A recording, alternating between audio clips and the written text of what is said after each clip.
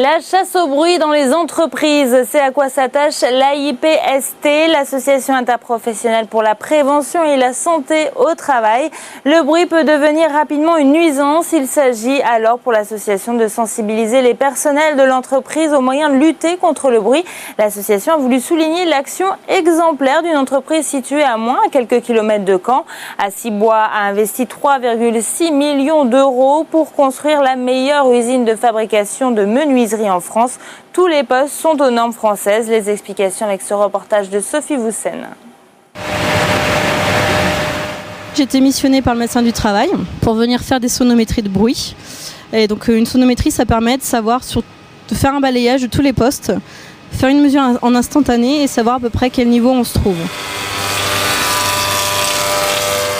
La réglementation évoque 2 seuils principaux. Notamment le premier seuil de risque, donc à partir de 80 dBA.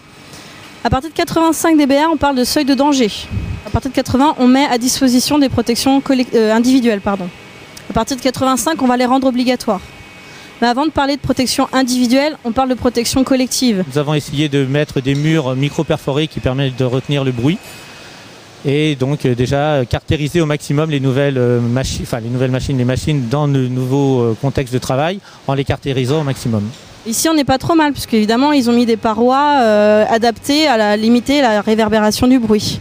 J'étais assez surprise moi ici de l'importance du port des EPI, enfin des protections individuelles Il y a beaucoup de salariés qui les portent ici. Il y en a d'ailleurs de manière anecdotique qu'un seul qui ne les portait pas.